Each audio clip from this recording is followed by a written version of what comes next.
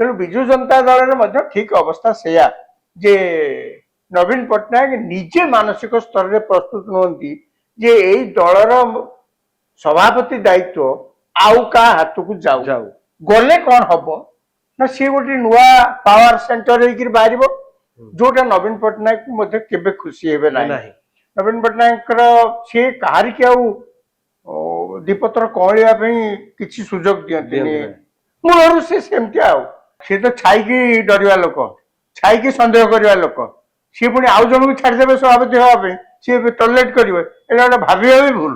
विजु जनता दलर सभापति भावे नवम थर दायित्व ग्रहण करने जाउछंती बीजेडी सुप्रीमो तथा विरोधी दलर नेता नवीन पट्टनायक 1997 मसीहा पाखरु एपर्यंत अर्थात दल प्रतिष्ठा हबाठू आरंभ करी बीजेडी 2024 रे निर्वाचन हारिबा एवं ता परवर्ती समय रे मध्य आमे देखिया पई पाउचे जे दलर मंग दलर सुप्रीमो दलर सभापति दायित्व सब बेले नवीन बाबू का हाथ रे रहिछि। याकु नै आज हमर चर्चा मो सहित अछंती वरिष्ठ सांबादिक राजाराम शतपथी सर। सर दल आरंभ हैला दीर्घ वर्ष धरी बीजेडी शासन में रहला नवीन बाबू सभापति मुख्यमंत्री 24 रे निर्वाचन बीजेडी हारिला नवीन बाबू विरोधी दलर नेता रहिले पुणी थरे से सभापति अर्थात विजु जनता दल रे नवीन बाबू ही सर्वे सर्वा आउ कहीं से जगह को आसीबे नाही जो भाव सकाळे चर्चा करथुलु जे सी उपदेष्टा कमिटी को चली जावा कथा उपदेश दवा पई रहबा कथा दल को मार्ग दर्शन करबा कथा आउ जनका हाथ रे सभापति रो दायित्व रहिबा दरकार एभली हवा दरकार गणतांत्रिक प्रक्रिया रे निर्वाचन हवा दरकार नवीन बाबू जदि नामांकन भरचंती तांका सहित आउ जने मध्ये के नामांकन भरवा दरकार वोटिंग हवा दरकार के सभापति हबो। देखो आपने वर्तमान सुधा जहाँ सब कहले सब थियोरी पे ठीक अच्छे कहवाई कह जाए वास्तव में ये सब कम बीजेडी दल में कहीं कौन से राजनैतिक दल में हबार आम कौटी शुणुनु कांग्रेस रे टिके टिके हुए एआईसीसी अध्यक्ष निर्वाचन बर्तमान जहाँ खबर आज सुधा जे आसंता काली नवीन पट्टनायक बोधे एकमात्र प्रार्थी भाव दल सभापति पद पर नॉमिनेशन दाखल करेंगे एवं से दलर नवम थर पर सभापति हवा निश्चित। हाँ प्रथम कथा हूँ से जड़े नॉमिनेशन फाइल करेंगे एवं से ही निर्वाचित हेबे। द्वितीय कथा हूँ सी निर्वाचित जदि न कहते आप जहाँ किस समय आगु कहते जे गणतांत्रिक प्रक्रिया रे सबु राजनैतिक दल मध्य तांकर सभापति एवं अन्य कर्मकर्ता मान को निर्वाचित करने कथा से कथा केवल यही जगह आपन को देखिया को मिली नाही बा मिलिबो नाही सबु राजनैतिक दल से माने मुखिया किए हेबे मोटामोटी भाव में ताकू स्थिर करी नहीं थांती बाकी जहाँ सब हुए ये केवल कह बोले सब माने सभ्य संग्रह तापरे सभ्य मानकर मतदान जिला सभापति इत्यादि इत्यादि राज्य सभापति राज्यर अन्य दलर कर्मकर्ता ये सब केवल औपचारिकता दृष्टि करा जाए एवं कहया को गले गोटे धर्म को आखिठार मारला भाया कथा। तेणु भारत राजनीति में सब चलती एटी भी ये कथा जे न हम एक कही हम ना हम निश्चय। द्वितीय कथा हूँ जोटा बेसी गुरुत्वपूर्ण जे आप जहाँ कहले नवीन पट्टनायक बर्तमान बयस अधिक हो गला सी एते दिन धरी शासन में रहिले एवं तांकर सक्सेसर जने किए से बाचिकी से मार्गदर्शक भूमिका रहा कथा अर्थात दल को से रास्ता देखेबे उपदेश देवे सी दलर मौड़मणि होकर पूरा बसवे एवं अन्य कार्य को मध्य से आगु को देवे सी नेतृत्व अन्य हाथ को देवे सी युव नेतृत्व हूँ बा जहाँ भी हो आगे आपको बुझे पड़ो नवीन पट्टनायक पाखे नवीन पट्टनायक ए प्रकार कार्य करने सी मानसिक स्तर में प्रस्तुत अच्छा तो आउ जड़े को से सभापति करेंगे आउ जड़े एपरिक साहस करी नॉमिनेशन फाइल कर ए प्रकार स्थिति देखा सी मानसिक स्तर में प्रस्तुत होता दरकार ମୁଁ କଂଗ୍ରେସର ଉଦାହରଣ ଦଉଛି। କଂଗ୍ରେସର ଯେତେବେଳେ ସଭାପତି ପଦ ପାଇଁ ନିର୍ବାଚନ ହୁଏ ଗାନ୍ଧୀ ସେତେବେଳେ ଆପଣ ଦେଖିଥିବେ ଯେ ସମସ୍ତେ କହନ୍ତି ଆମର ଗଣତାନ୍ତ୍ରିକ ପ୍ରକ୍ରିୟାରେ ସବୁ କାମ ଚାଲିଛି, କିନ୍ତୁ ଠିକ ଓଲଟାଟା ସେଠି ହୁଏ। ଗାନ୍ଧୀ ପରିବାରର କାହା ଛଡା ସେଠି ଆଉ ଦ୍ୱିତୀୟ ଲୋକଙ୍କର ପ୍ରବେଶ ନିଷେଧ। ଏଥରକ ସେଇଥିପାଇଁ ସମ୍ଭବତଃ ତିରୁଅନନ୍ତପୁରମ ସାଂସଦ ବଡ ହଟହଟା ହଉଛନ୍ତି। ଆଚ୍ଛା, ଅତୀତରେ ମଧ୍ୟ ସେଇ ଅବସ୍ଥା ସେ ହେଇଥିଲା। ଯଦି ଆପଣ ଗାନ୍ଧୀ ପରିବାରକୁ ଛାଡିକିରି ଆଉ କାହାକୁ ସଭାପତି କଂଗ୍ରେସର କରାଯାଏ ତାହେଲେ ଅବସ୍ଥା ଏକଥା କେହି ଚିନ୍ତା ବି ମଧ୍ୟ କରିପାରିବ ନାହିଁ। ତେଣୁ ବିଜୁ ଜନତା ଦଳରେ ମଧ୍ୟ ଠିକ ଅବସ୍ଥା ସେଇଆ ଯେ ନବୀନ ପଟ୍ଟନାୟକ ନିଜେ ମାନସିକ ସ୍ତରରେ ପ୍ରସ୍ତୁତ ନୁହନ୍ତି ଯେ ଏଇ ଦଳର ସଭାପତି ଦାୟିତ୍ୱ ଆଉ କାହା ହାତକୁ ଯାଉ। ଗଲେ କଣ ହବ ନା ସିଏ ଗୋଟେ ନୂଆ ପାୱାର ସେଣ୍ଟର ହେଇକିରି ବାହାରିବ, ଯୋଉଟା ନବୀନ ପଟ୍ଟନାୟକ ମଧ୍ୟ କେବେ ଖୁସି ହେବେ ନାହିଁ।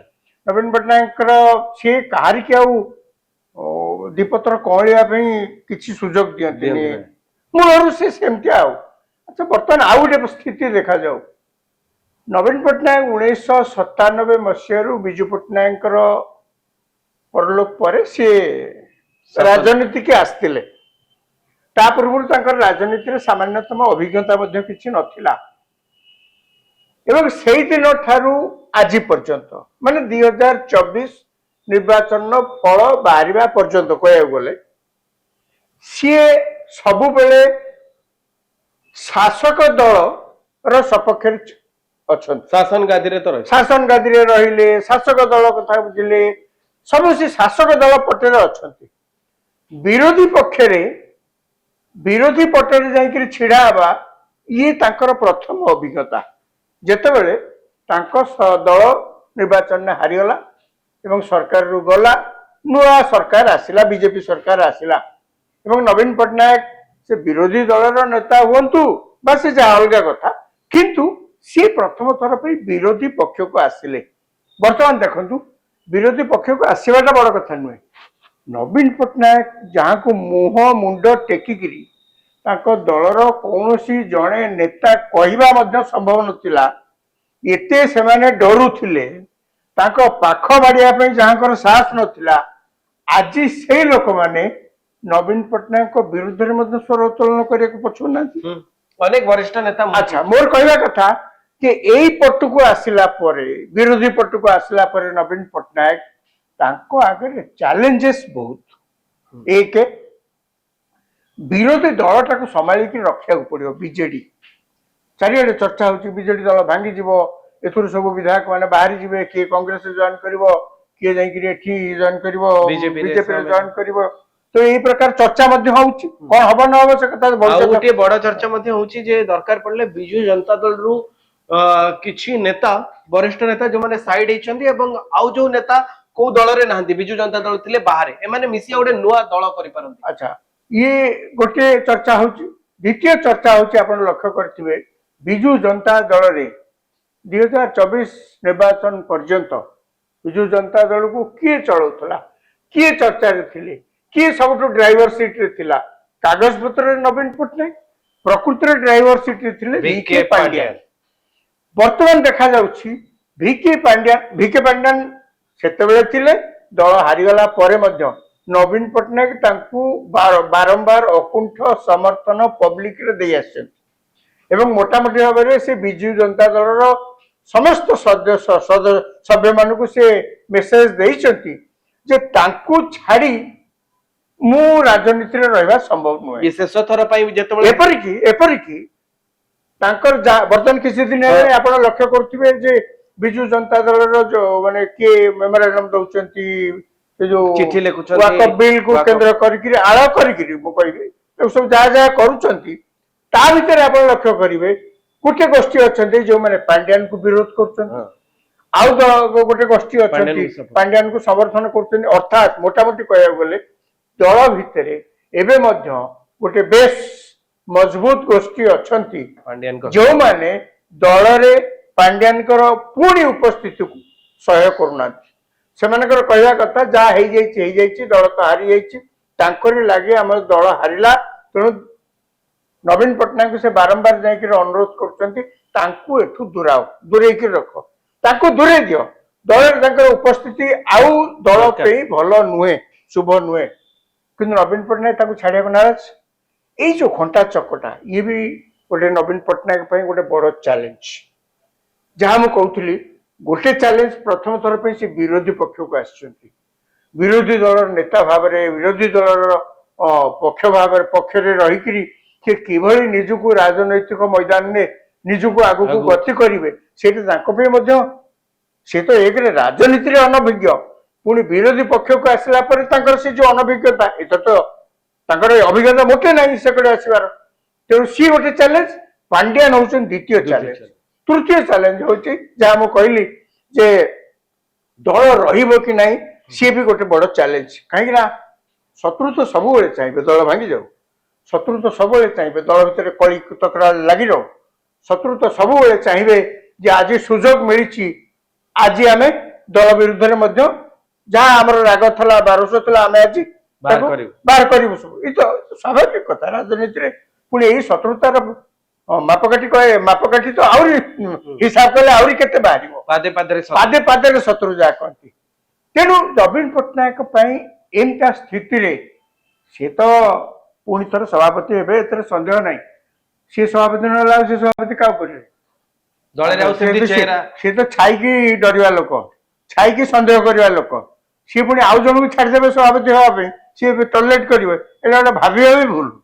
ତେଣୁ ଏମିତିଆ ଚ୍ୟାଲେଞ୍ଜେସ ଭିତରେ ବର୍ତ୍ତମାନ ତାଙ୍କୁ ଆଗକୁ ଯିବାକୁ ପଡିବ।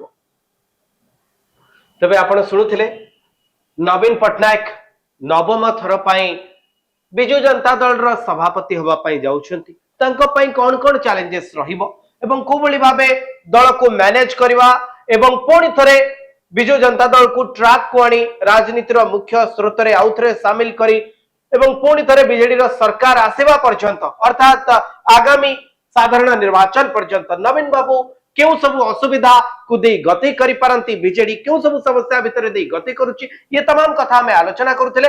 मु आशा करूची आपनको ए वीडियोटी भल लागिथिबो। आपण हम सहित जोड़ी होई रहबा पई हम चैनल को लाइक करंतु, शेयर करंतु, आउ सब्सक्राइब करंतु।